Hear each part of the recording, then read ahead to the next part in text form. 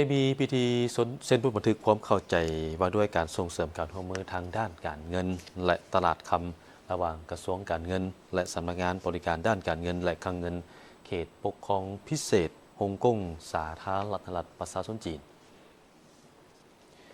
พิธีเซ็นบันทึกความเข้าใจว่าด้วยการส่งเสริมการร่วมมือทางด้านการเงินและตลาดคำระหว่างกระทรวงการเงินและสำนักงานบริการด้านการเงินและคลังเงินเขตปกครองพิเศษฮ่องกงสาธารณรัฐประชาชนจีนจัดขึ้นในวันที่20กรกฎาคม2026อยู่นครหลวงเวียงจันทร์โดยการลงนามระหว่างทานสันติภาพพรหมวิหารห้องนายกรัฐมนตรีกระทรวงการเงินและทานคริสโตเฟอร์ฮุยรัฐมนตรีกระทรวงบริการทางด้านการเงินและคลังเงินแห่งเขตปกครองพิเศษฮ่องกงสาธารณรัฐประชาชนจีนพร้อมนี้ก็ได้เซ็นบันทึกความเข้าใจว่าด้วยการร่วมมือทางด้านธุรกิจระหว่างทานจันทรสิทธิไซผู้อำนวยการใหญ่ธนาคารคำลาวและทานดาเมียนฮาร์นหัวหน้าฝ่ายขายประจำภาคพื้นอาเซียนแปซิฟิกของบริษัท MKS พัมบทบันทึกความเข้าใจฉบับนี้ได้แสดงให้เห็นถึงความมุ่งมั่นร่วมกันของทั้งสองรัฐบาลในการลงลึกการร่วมมือด้านการบริการทางด้านการเงินพร้อมทั้งส่งเสริมการพัฒนาตลาดคำที่มีประสิทธิภาพมีความโปร่งใสและสามารถเชื่อมโยงกับสากลนอกจากนี้ยังได้กำหนดขอบการร่วมมือในหลายขงเขตเป็นต้นเป็นการอำนวยความสะดวกทางด้านตลาดคำการเชื่อมโยงตลาดการเงินการพัฒนาบุคลากรและการหันเป็นทันสมัยความร่วมมือด้านระเบียบการและการพัฒนาตรงสู่ตลาดค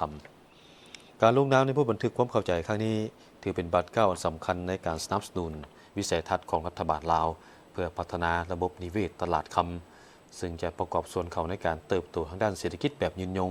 สร้างความเข้มแข็งให้แก่โครงสร้างพื้นฐานตลาดการเงินและเพิ่มทวีการเชื่อมโยงของประเทศเข้ากับตลาดภาคพื้นและสากลภายใต้ยุทธศาสตร์นี้กระทรวงการเงินแห่งสาธารณรัฐประชาธิปไตยประชาชนลาวได้รับการสนับสนุนธนาคารคำลาวเป็นธนาคารยุทธศาสตร์เพื่อสุขยู่การหันตลาดคำภายในประเทศให้มีความทันสมัยและสร้างความเข้มแข็งให้แก่โครงสร้างพื้นฐานทางด้านการเงินของโลหะประเสริฐภายในประเทศธนาคารคำได้มีบทบาทสำคัญในการสนับสนุนจุดประสงค์ด้านนโยบายของกระทรวงการเงินโดยการส่งเสริมการบริการธนาคารคำที่มีความโปร่งใสสุขยู่การระดมแรงทุนคำภายในประเทศเข้าสู่ระบบการเงินและส่งเสริมการร่วมมือสากลกับบรรดาสถาบันการเงินชั้นนำและผู้มีส่วนร่วมในอุตสาหกรรมวัตถุมีค่าบทบันทึกความเข้าใจฉบับนี้ยังได้ช่วยหัดแน่นความพยายามดังกล่าวโดยการสร้างขอบการร่วมมือแบบรัฐบาล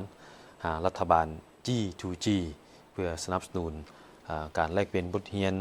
การร่วมมือระหว่างสถาบันและการพัฒนาการร่วมมือกับสากลพร้อมทั้งยกระดับการเชื่อมโยงระหว่างสาธารณรัฐประชาธิปไตยประชาชนลาวและเขตปกครองพิเศษฮ่องกงสาธารณรัฐประชาชนจีนซึ่งเป็นหนึ่งในศูนย์กลางการเงินสากล